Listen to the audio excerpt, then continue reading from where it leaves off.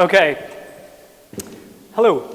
My name is Glenn Smith, as we've already mentioned. I have co-founder of a company called SureSense, and we are based in Bath at the Innovation Centre with Simon and Ali.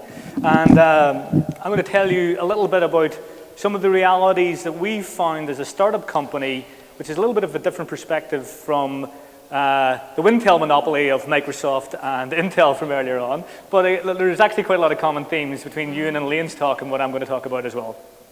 So I'll try not to stay too long on all the common themes. The Internet of Things, everything connected, from your trainers to helicopters. Interestingly, on this little slide, there's lots of things going on. So we're already aware of all the potential for this. And again, this is some of the stuff from Cisco around here. Some interesting stats around this as much as anything else. In 2008, the amount of things connected to the internet was greater than the number of people on Earth. And things are more than just smartphones and tablets. By 2020, there's going to be 50 billion things. These are all pretty big numbers, but I found some even bigger numbers. This one's good. So can we connect all these different things? Well, IPv4 can connect up to 4.3 billion addresses. IPv6, this is a big number, 340 undecillion. That's 340 trillion. Now, to put that in perspective, that's 100 addresses for every atom that's on the planet. So I don't think we're going to run out at IPv6. So we're going to have enough capacity to connect lots of devices, basically.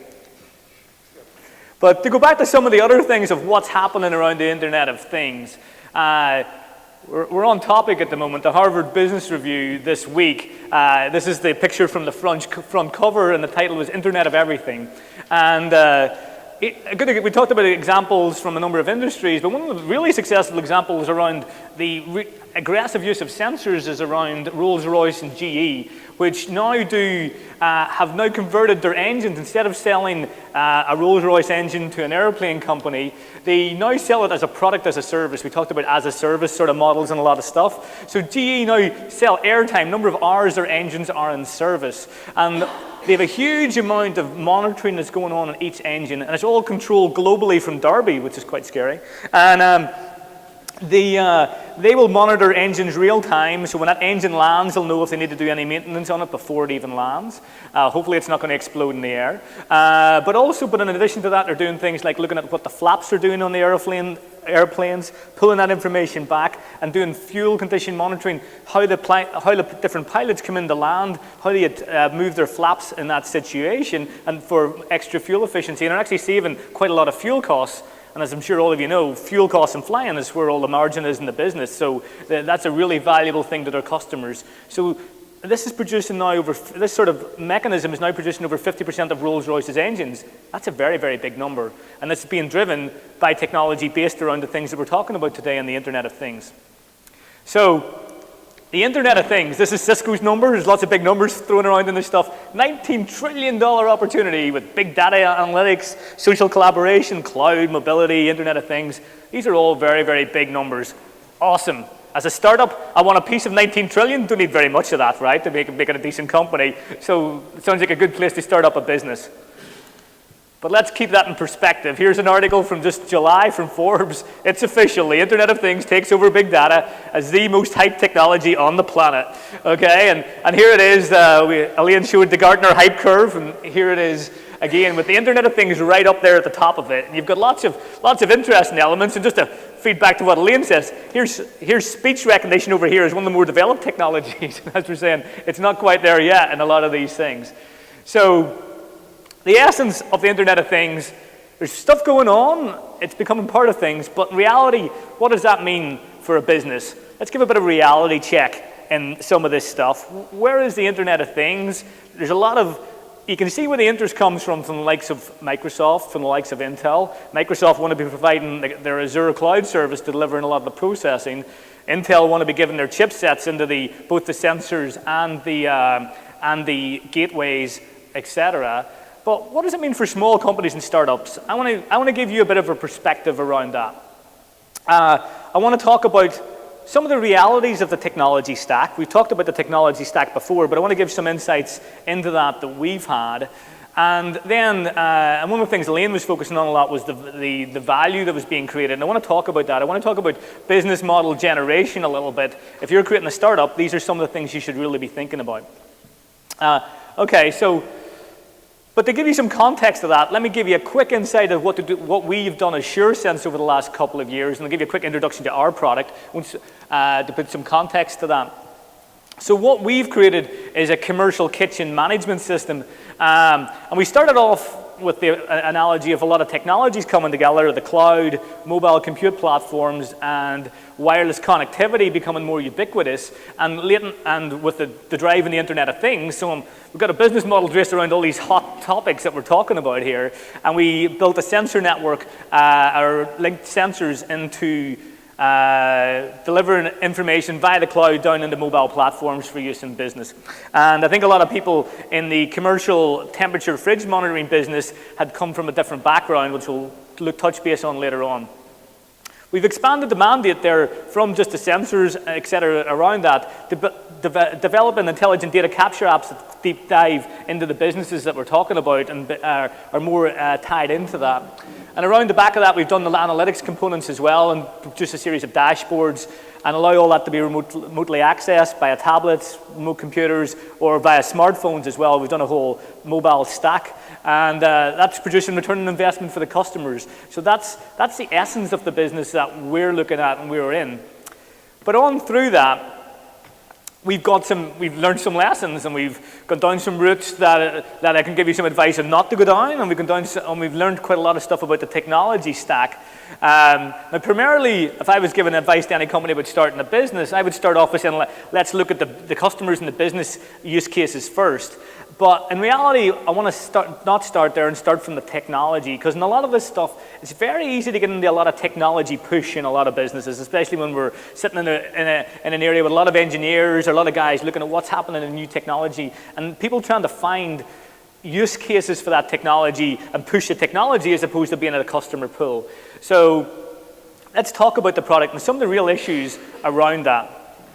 So when we began to look at professional temperature monitoring systems, this is the sort of thing that we encountered, right? This is not pretty, right? So here you've got a sensor up here at the top, and these are generally, these sort of sensors have been around for 15, 20 years. So again, the technology in essence isn't new. And the guys, and the expertise around this stuff was in the sensor development, right? So the guys that could invent the sensor and the electronics, generally, they didn't have the wireless expertise, so these are wired sensors, and generally they're wired to a computer that sits in the local environment. So a lot of these guys that are monitoring this stuff, there's a wire connecting the sensor to the PC, and the PC standalone, and you're getting a really delightful piece of software that sort of looks like this. Now, I sort of blame the Microsoft stack for this. This is Windows 1995 in all its glory at this sort of stage. It looks sort of like a condition monitoring application I wrote from a manufacturing engineering degree in 1994, and it looks very similar to that, right? So stuff's moved on in a lot of things with beautiful products and beautiful software interfaces, and a lot of the sensor monitoring elements that are out there, and are actually still out there in some of the market-leading products, sort of look like this, right? So let's go on and talk about what we think and let's take a step back and look at what we can do around this stuff. Okay, so Ewan showed some of the diagram of what he views as being the elements of an Internet of Things system, and I'm going to revisit that a little bit and go into a little bit more detail on a couple of elements just to highlight some points. Okay, so the very first thing at the very bottom end of the stack is a sensing element. So that's something that's going to record temperature, something that's going to record light, humidity, CO2 levels, whatever that may be. And then in addition to that, tightly embedded with that is embedded software. So you need some sort of embedded process, and then it's encouraging to hear Elaine talking about low-cost processors from Intel to be able to enable this much easier and much better. And that needs to convert it into a digital signal, and actually in some cases embed intelligence at the sensor level, so it's not broadcasting data all the time, it's managing battery life effectively in an intelligent way. So you need some intelligence at the sensor to make good networks around this. And these things combine into forming a sensor. Now, now I'm going to take a point, I'm going to deviate from some of the messaging that's been going on before. So I'm going to do a bit of a survey. This is actually a temperature sensor down here. I don't know if everyone can see it. So this is a little Wi-Fi enabled temperature sensor, right? So I want to show of hands. I'm going to give you a couple of options. looking at the price point of this sensor. So I'm going to say, let's say it's in the range of £20 to £50, £50 to £100, £100 to £150, or greater than £150, okay? So show of hands, let's go for lower one first, 20 to 50 quid. Who thinks the sensor will cost you 20 to 50 quid? That's pretty good, okay, right? So that's about half the audience, okay, right? 50 to 100 quid. Okay, a few more people there in that space. 100 to 150 quid. A couple of knowledgeable people at the back potentially. And over 150 quid. Not many hands. Okay, this sensor costs 170 quid at the moment. Now, we're a startup, right? We're not going to turn around and say, that's what we want to be paying and giving on to our customers. It's bloody expensive. I have scoured the planet. I have scoured Google looking for good sensors that can do everything that we want that cost less than 170 quid for a Wi-Fi enabled sensor. This sounds ridiculous. It sort of is. This shouldn't exist. If you listen to every other topic that we're talking about here, everyone's going, sensors are cheap, the bottom end of the curve, this is where it all happens. If anyone knows better solutions to this, please stick your hand up and come and have a chat to me later on. You've got one down here, great. You can design it. Yeah, and I think everyone can. And that's I think a lot of people talk about that. And we went through that same process. Actually, we deep dived the business model behind this. We got some of the leading guys in this space in the UK around the table and talked about this stuff. And we realized unless you're going to be making and able to sell 100,000 plus of these things, it doesn't necessarily cost your time. It was purely on a commercial basis to do this. But let me give you some of the reasons why that begins to happen, to explore some of the problems around the technologies around, the practical technologies around Internet of Things ideas. So you've got your sensor and it needs to communicate. We've talked about this before. So what does that communication look like? So for a lot of sensors, it can either be wired, which is actually a really good thing. So if you can wire up your sensor, do that, because it takes away a lot of battery usage, keeps it powered, takes away some of the problems with that. But if you want to get into wireless sensors, which a lot of solutions now begin to make use of, you need a communications protocol. So one of the most common communications protocol out there is like Zigbee. We mentioned Z-Wave and stuff earlier on. So these are better technologies for Internet of Things type applications because they use up less power and they have better penetration in terms of buildings and through in commercial environments. So, but these, again, the gateways begin to cost money. So the gateway will cost you between 150 and 250 quid quite frequently for a lot of these gateways. Systems costs begin to add up quite quickly. So a better way to do that to avoid the gateway cost is actually look at other mechanisms that you can use, such as Wi-Fi or 3G or the other networks that are already established. You don't need to create your own wireless network, so that helps. So some of the experiences we've had of putting this stuff into hospitals, and you say, okay, we're going to go in, we're going to create a new type of network, wireless network in a hospital. You go, absolutely not. You're just not doing that. They're generally moving on. We're moving with the times, and the Wi-Fi is being rolled out. So increasingly in hospitals, you've got Wi-Fi networks you can begin to use right now. So that's cool, and potentially 3G and 4G devices. A lot of data transmission, you don't need high bandwidth, so you're not transmitting video. So 3G is definitely more than adequate and a lot of connectivity that you needed. And then when you get all that data and you get it up to the communication layer, where's it being sent? It's being sent to the cloud. Lo and behold, it's in the cloud. The world is a good place. Now we're all sorted. Well, not necessarily, okay? So there's a few more challenges once you get into the cloud, right? So data middleware. So this is a software that's going to take the raw signal, the bits that are coming out of the sensor, and begin to process that data. That means generally every sensor manufacturer's got a different protocol that it uses, so I'm all for standardization in this space. It doesn't happen that often, especially when people are independent. The sensor makers are defending their price points of 170 quid a sensor, if you like, and a lot of this stuff. And actually this sensor, as opposed to being a bespoke sort of extreme sort of high-end value sensor, this is the most common and successful wireless sensor we have found out there. It's a company produced by a company in the States, and these guys have tens and thousands of sensors in the field. This is the price point where this is really happening at this point in time. Their data middleware, and they've got good solid data middleware in the back of that they'll let us use and operate with, because a lot of sensor companies don't let you have that. They'll say you can push it up into our cloud and you can then access it on our browser interface. Great. Have you seen we refer you back to the interfaces that some of these other guys designed earlier on. It's just not that useful. They're just not that good at doing these interfaces. So if you want to produce a really high quality software product for end users and the clients, you don't want to be using these sensor companies' data setups. So that's, the sensor companies don't understand that yet because they're all electronics guys and they're trying to defend a closed type system.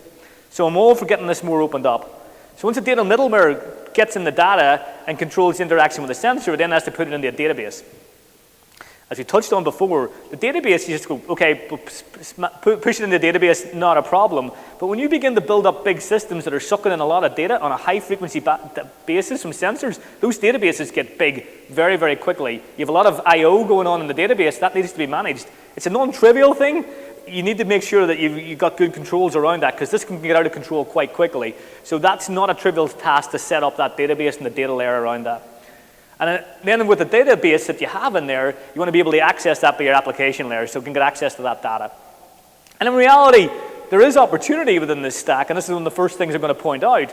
I think there really is opportunity in producing sensors down here that go through a common communication layer with good data middleware that pushes into a database that then lets other people access that. In reality, as a set of software developers, and there's a lot of developers out there that want to make mobile apps, etc., all I want to do is access the data from that sensors. That's really all I care about. I really, in an ideal world, want to work up here at the application layer.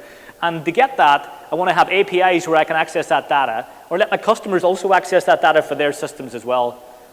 Very, very, very few companies out there understand that properly, and these things really aren't that common. They might be out there and we haven't found them yet, but we've been looking quite hard, and we have not seen good solutions that do this already.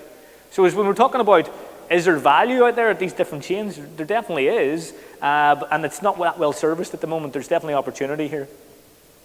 Okay, so when we've gone through that whole process, got the sensors, got it spitting out, we've embedded this. This is an iPad screen you can imagine with this, and we've got lots of nice little things. We've got a little gauge showing the temperature. In this case, the temperature's out of bounds for a freezer. We've got nice little charts showing it over time. You can analyze the chart to look over more days, higher frequency or lower frequency periods. And we've got email alerting on here. You can add on SMS alerting and things like that. So we really create this quite quickly in relative terms in what it was that we were doing. But the interesting thing that happens when you get this, you're getting people in a business that you're giving this to, and you're getting alerts on their phone, and all of a sudden you get a call going, how do I turn this off again? It's beginning to come up a bit too fast. I want to stop getting these SMSs. I want to stop getting these email alerts. And actually, that was something we found quite quickly. Real live people do not want to be looking at sensor data. It's just pretty, it is the proverbial watching paint dry. It's going to be streaming data. I'm okay, I'm 4 degrees, I'm 4.1 degrees, I'm 4.1 degrees, I'm 4.1 degrees. That gets boring pretty fast, right? So you want to make it slightly more intelligent, slightly better than that. Because in reality, the real question that you get to at this point, when you're designing these sort of systems and you're getting the sensor data coming out, is who cares, right? Who's caring about this data? Where is it relevant? Where is it relevant to the business value creation? This is this thing that you're searching for a startup, right? You're searching for the product and the business model, right? And it's at this point, I'm going to move on and talk now about business model creation and trying to figure stuff out. And this is a good place to start. I don't know if any of you guys have seen this before, but this is something called the business model canvas. And it's a really good framework for analyzing a business, right? Central to this, you have a value proposition. And this is the core of the value that you think you're getting. But it helps you analyze that value from putting the context to the other elements of that. Who are going to be my customers for this, right? Who are the customers, and what do they recognize the same value that you think you're creating? You have an hypothesis that you're creating value, and that hypothesis needs to be tested. Okay, so if they see value, will they pay for it? Okay, cool. But how much will they pay for it? That's really an important question. That's going to focus on your revenue generation cycle for all that. And if I have those customers, how am I going to create the relationship with those customers, and how am I going to service them with the product? How do I find those customers? Is this something that we can do? Put it up in Google, let them find us? Do we need salespeople in the field to actually help find those customers? Do we need people in a call center type environment calling out and making a lot of cold calling to try to find those guys? This is pretty important for a business. And a lot of the software as a service businesses out there is pretty interesting. There is as opposed to being a lot of internet businesses and internet startup businesses, which are all low cost, in reality, if you look at a lot of the surveys around this stuff, you'll find out that a lot of these companies have inside sales services. Actually, that's guys sitting in an office and calling out and doing sales pitches remotely over the internet to try to push out their product. That's a majority of relatively high value sales sales guys that are selling products in the annual contract value of between $2,000 and $5,000 up to $25,000. If you're dealing with a business where that's the value that your customer is going to be paying you on an annual basis, that's the sort of way you need to be structuring your sales force and thinking about that. And as you're producing a product, especially around the Internet of Things, we've already discussed quite a lot of the complexities around those different elements of the stack. There's a lot of skills that you need to bring to bear to that. And on the back of that, what are the key activities my staff need to be doing to produce this business, to create this value? What are going to be the key resources we're going to need to bear? Because that's all going to feed into your cost basis. And as Elaine said earlier on, who are you going to partner with? Because it's pretty hard to do all this on your own. You need to have relationships with potentially sensor suppliers, relationships with middleware guys, relationship with cloud companies, etc. And also distribution partnerships. So there's a lot of partners you need to bring, and there's a lot of opportunity. But you need to think about this, because trying to do it all yourself, it's probably not going to happen. Because the essence of what you're really looking at is cost versus value.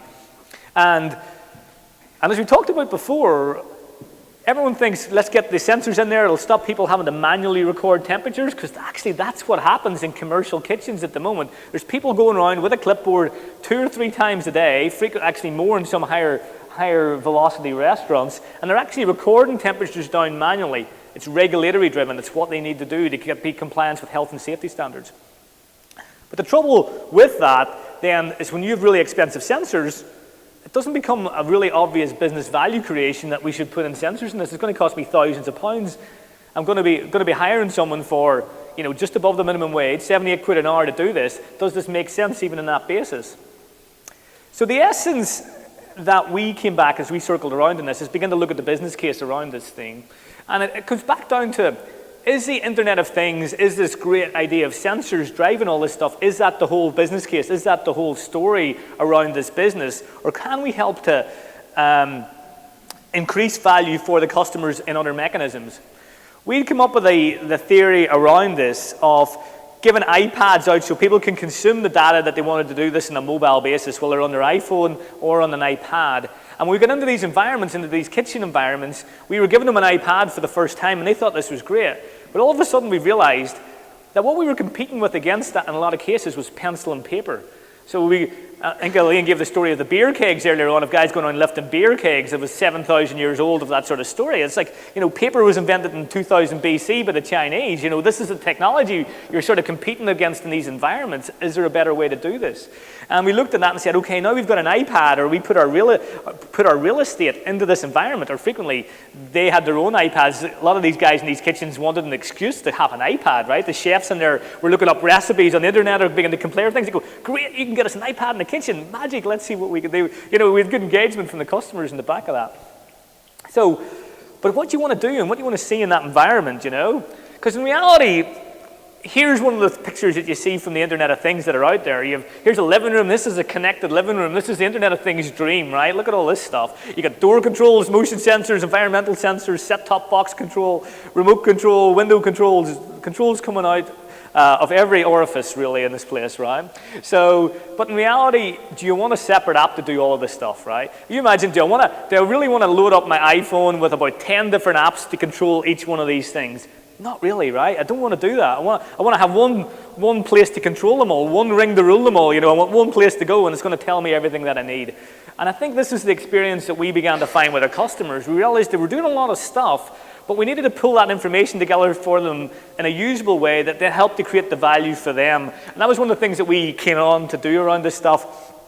We began to, this is the dashboard that we now provide customers in this space. We've got a sensing component that is going on in here, but also we've got other things around this. We've got another few apps. We do delivery recording, and there's temperature recording that goes on around that stuff. There's probing activities, which they have automatic probes that they use in the food, and they record down the temperatures from that. And there's also task lists and stuff that they do. So we monitor all these different elements of different business processes that are going on in the kitchen.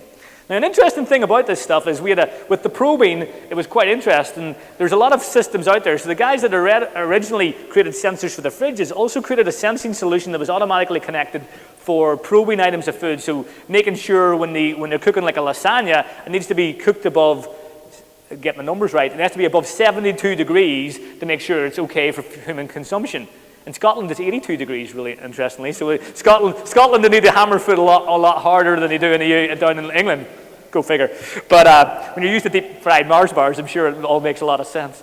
But coming back around that stuff, people going, oh, cool, we can use an IoT solution for this. We can get the probe, we can get it Bluetooth, talking via Bluetooth to the tablet. We can do other stuff around that. And we said, okay, great. And a lot of people were focusing on that sort of idea, a technology-driven solution. But we took a step back from that and said, well, really, is that really what you want? It's another point of failure in a system, and you don't want to engineer in potential points of failure in the system if you don't have to. And we looked back and asked the question, well, why do you need to record that? And they said, well, okay, I want to make sure that the temperature that's being on the device is what's being recorded against the item that we're recording.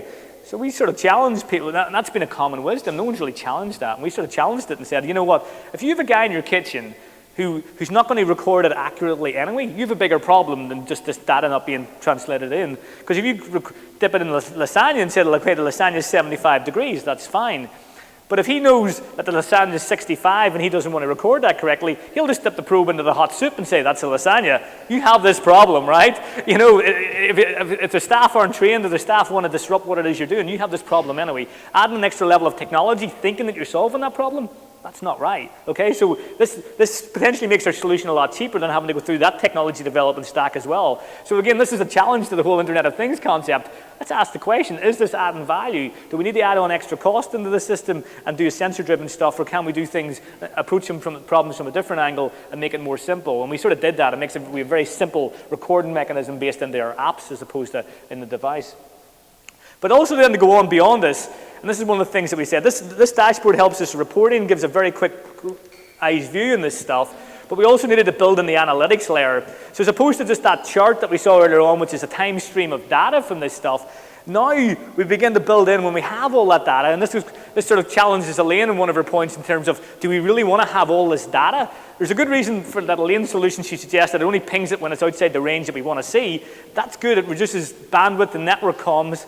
But another level, you're missing out on some of the usefulness around the data. And what we've done around this is done a lot of MapReduce type technology on this to begin to give really complex dashboards that lets us show what are the issues in various days. So here you go. This is the out of bounds readings when a sensor was out of bounds in one of the commercial kitchens that we have this system installed in at the moment. Now, in this kitchen, we have 78 automatic sensors, and these things were out of bounds 3,926 times in the last 30 days.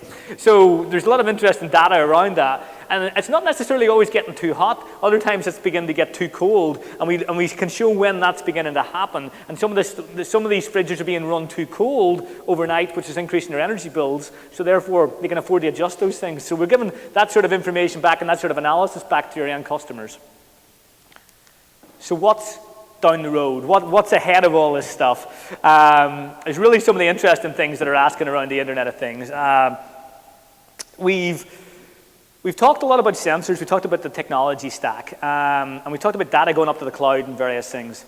The interesting thing that comes up around Internet of Things is something that's articulated very well in this month's edition of the Harvard Business Review, and it's something that comes back in, and it touches on a lot of the security stuff, etc. So the very first thing is monitoring. Here's a sensor that's monitoring information.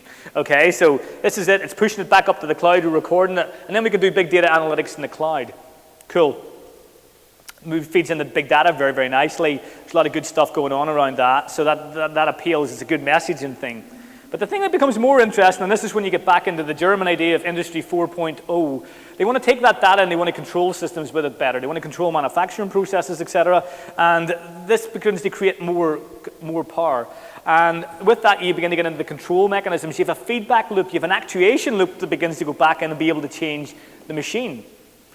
That obviously increases the complexity of the system. You need a two-way loop now. It's not just data being pushed up in a one-way system. You have data coming back down again. That becomes quite powerful. The security requirements around that become a lot more, because all of a sudden you're going to begin to actuate back down into the device again. And when you begin to get the idea of feeding up a signal that you're monitoring, deciding, doing some analysis of that and making a change, an actuation and a control loop, all of a sudden you get into even more complex analysis to do optimization of that machine and that process. So that's really the third peg in this stuff, of optimization of machines in a dynamic way. That already happens in wind farms. So you'll get wind farms that are taking in the data from the blades going around in the wind turbines, picking out when that's going to be more efficient, and then automatically that's being optimized to maximize the power being outputted by the wind turbine given the wind conditions that are going on. So that's an example of that. And I think that tighter loops of those control and products becomes interesting. And the stage above all that is begin to get autonomy on the devices. You know, these devices just run themselves and knowing what the best thing to do is. When you have all that intelligence and that optimization built in, these things begin to move towards that stage of more autonomous things. That all becomes interesting, and that's sort of a bit of a future vision. It's hopefully maybe given a different perspective than some of the other things that we've said today. I'll outbound a lot of stuff. But what are my wish lists if I go forward in terms of things I would like? More ubiquitous wireless networks. Now, we already have huge 3G stuff. 4G is already being rolled out aggressively. Bristol in the area here, we have the 5G network being built in Bristol. So that's going to give interesting possibilities for even more data and potential other Internet of Things use cases. Wi-Fi, as much as Wi-Fi is everywhere, it's not as everywhere as you would like, and it's not as good as you would like. So more ubiquitous Wi-Fi still, there's a mechanism that's going to keep on going with that, and it's going to become even better to be able to use these things even easier. We talked about Neural earlier on as a wide area service for data communications. I think there's potentially definitely use cases for around that sort of communications layer. Low-cost sensors, definitely a big wish in terms of our stuff. I think we can get the sensors around the 20, 30 pounds mark. I think we can go up by a factor of 10 the amount of sensors we can deploy into some of the commercial environments that we're looking at right now. Currently, the price of sensors is a bit prohibitive. Access to the data via open APIs. This is something that's really, it seems obvious to a lot of the IT type guys in the room that will do application developments and doing cloud development. Open APIs are the way the internet really works at the moment. No one's really told some of these sensor guys yet. They haven't understood that. They still need education there. And good analytic engine components that allow us to do easy analysis on a lot of this data, that's already beginning to come. So I think that stuff is happening now, but making that accessible and really easy to use on an on-demand basis. So it is coming, right? Here's a couple of examples of little sensors that are coming around these lower price points. This little one, if you haven't seen it, is called Tile. It's a little sensor that will talk to your phone. You can put it in your handbag, if you carry a handbag, or on your remote controls, the things that you lose, it'll tell you where they are. And actually, this is something that came across just last night as I was doing the pictures for this presentation. It's called Climb. It's a Polish company that have created a multi-environmental sensor in this little thing in the hand here that does temperature, humidity, light, and motion, all in a $30 sensor that connects via Bluetooth Low Energy to the iPhone. That sounds pretty cool. So people are working on these things. They are coming, but they're not really here yet in a way that we can use in a really aggressive and a commercial environment that are going to be robust.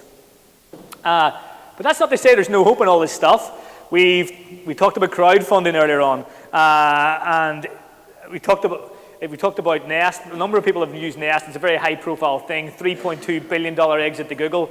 It sort of helps it. You've already invented the iPod before you start the Nest company, so that sort of changes that valuation point in a little bit. But SmartThings was started on crowdfunding. It started on Kickstarter. These guys, a couple of years ago, raised just over $1 million in Kickstarter. The essence of their device was a smart connected hub that had a number of different communication technologies on board in it. It had Zigbee, it had Wi-Fi, and various components. And that taken all the data and then connected and pushed it up to the web, pushed it up to the SmartThings interface into their database. That was good.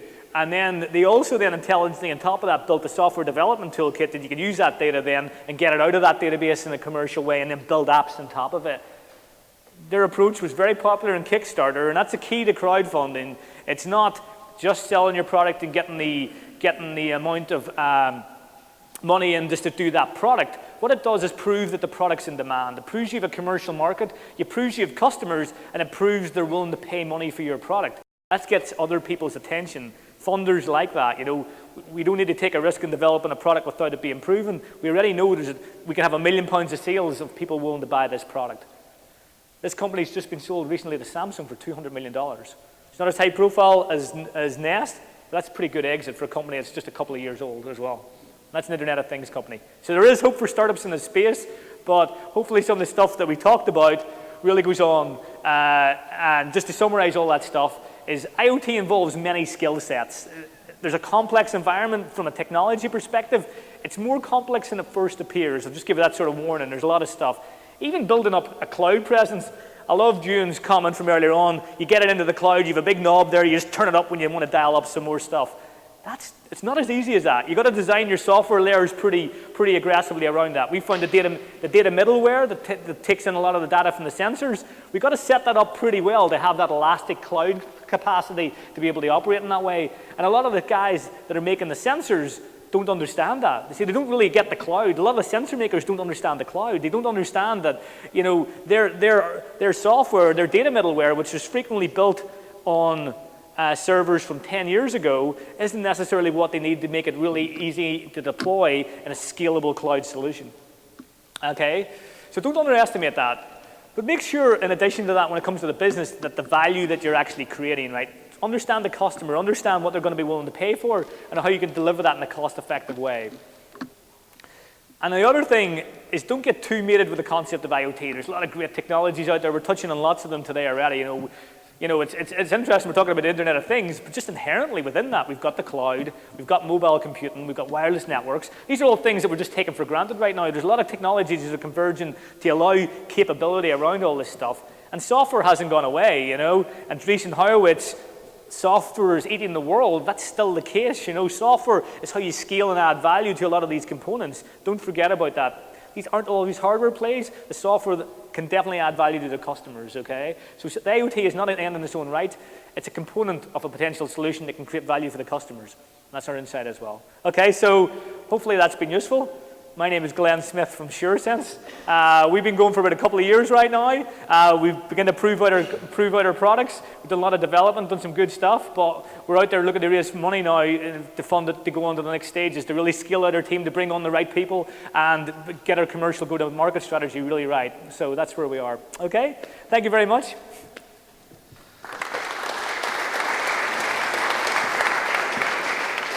Thanks very much, Glenn. I'm going to give you all an opportunity to ask Glenn for more of his legendary insight. And I'm not just saying this because I've been out to the gym bar with him recently, but he's definitely someone who has lots of opinions. So please challenge him for that opinion.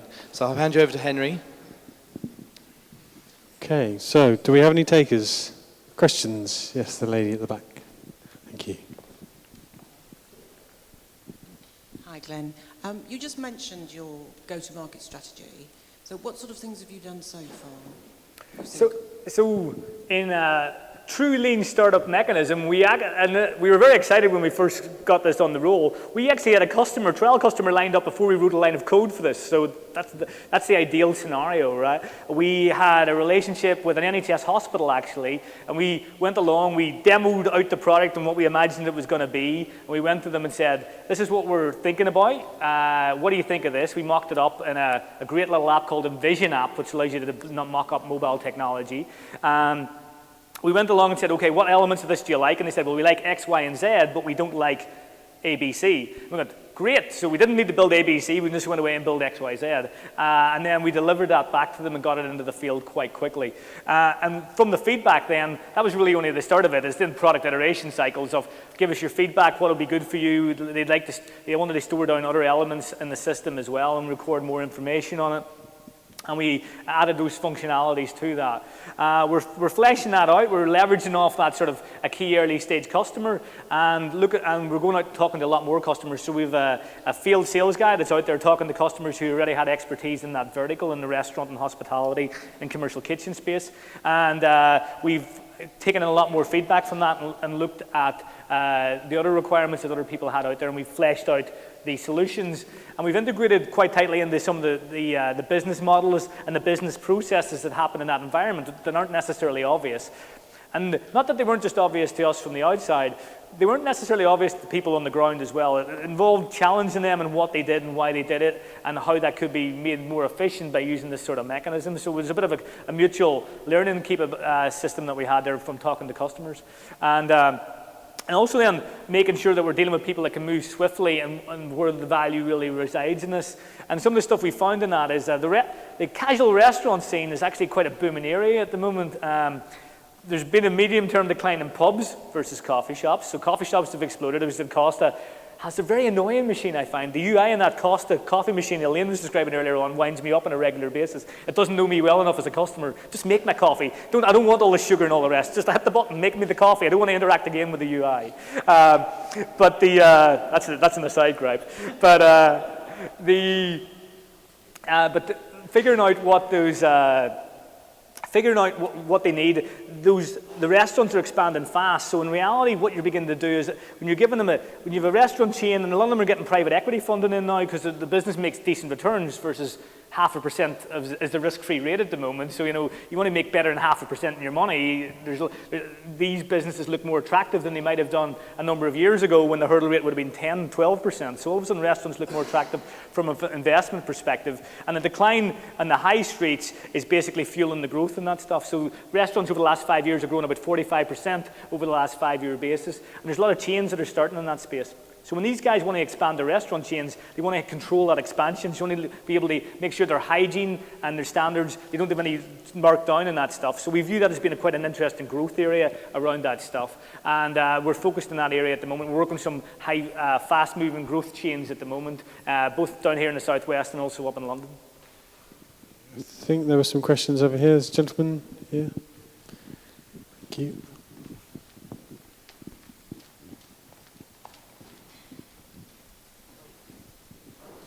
Hi, Glenn. When you started this out, how did you choose that kind of market, the commercial kitchen market? Okay, so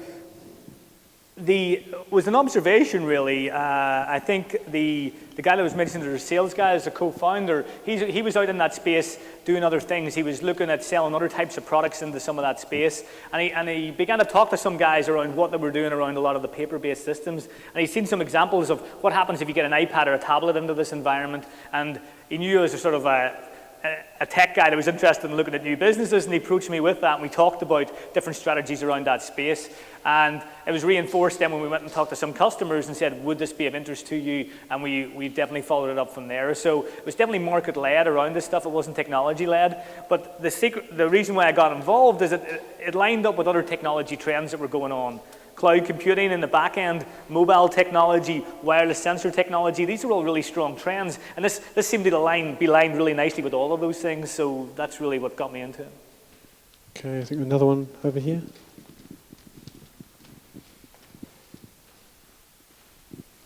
Hi, Glenn. 4G and 5G has been around in South Korea, for example, and other Asian countries for quite a while. Is there a sense that there's something we can learn from them, or do you think that we need to reinvent things for Western developed markets? I suppose that's a wider technology question. I think 4G especially is really getting into the streaming video across mobile networks componentry of that, and I think 5G is going to offer really higher bandwidth stuff again. So I think there's different arguments around that stuff. I think that's for other markets that are much more bandwidth intensive than the Internet of Things in reality. Internet of Things doesn't need too much stuff. I have one of the other set squared companies that we've spoken to about before was invented a better form of mousetrap, a company called iPest.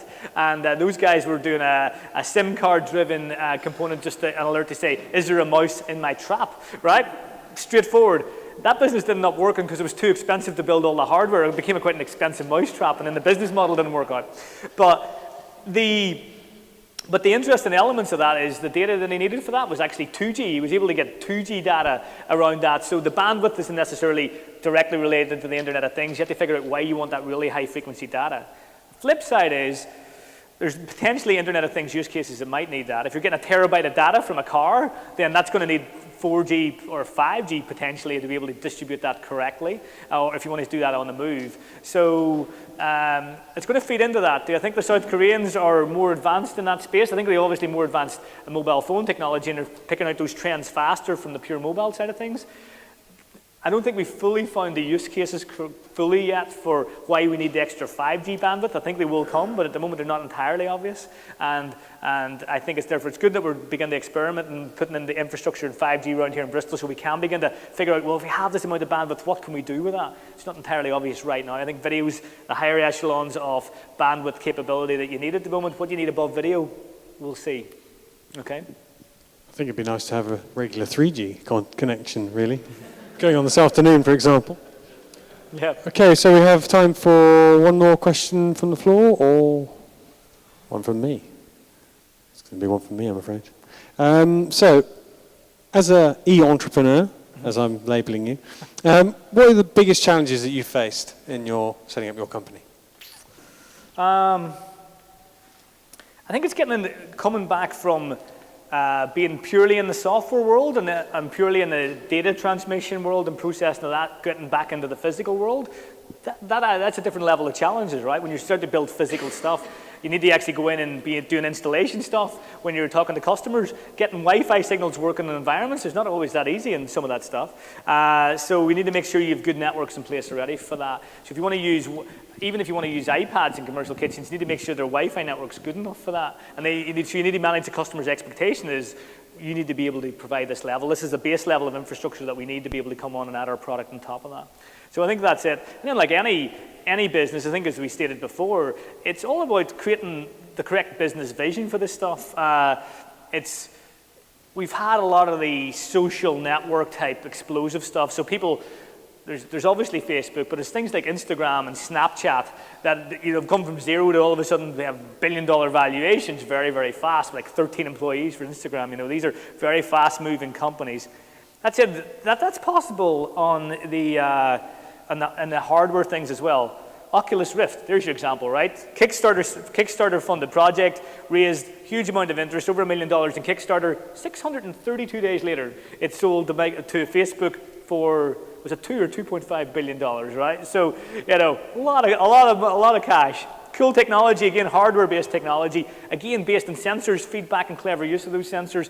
Clever software processing as well, which is some of the other stuff that it's doing as well. So those are the elements that come together in that. So there's a couple of really good hardware-based things, and we've been out to Silicon Valley a few times on some of UKTI trade missions, not through SureSense, but through a previous startup that we had. And seeing the attitudes out there in Silicon Valley, I think 3 years ago, if you had been trying to get hardware startups on the go, I think no interest. We want software, we want social network-based solutions out there. I think right now, they're really quite open to it. There's the money that's in the valley with the likes of Kickstarter, with the likes of Nest, with the likes of Oculus Rift. They're putting hardware startups back on the map again, like the likes of Smart Things. So there's definitely interest, and it's more easy to do hardware-based stuff now than I think it would have been a few years ago. But it's still a challenge. If you get the wrong circuits, if you get the wrong electronics in there, if you're trying to build hardware-type products, then that becomes more problematic and set you back. Because there was the point earlier on about the button that plugs into the headphone jack. Somebody in China starts making it for nothing, and then then your business model is basically shot through automatically, isn't it? Yeah, and exactly. But the flip side of that, let's turn that around to another company I know who's based in Manchester called Nifty Drive. So these guys had a Kickstarter campaign that was really quite a clever idea. Into the side little port of an Apple Mac, there's a SD card slot, but that makes a little card that sticks out the side. So what these guys did was a little converter that had a little mini SD card slot that converted it in, and then this cool little aluminium engineered thing slipped into the side of it, and it was flush with the side of the computer. Really nice, simple little example to take a commercial SD card and plug it into your Mac in an elegant way to keep the nice smooth lines of your Mac in the design.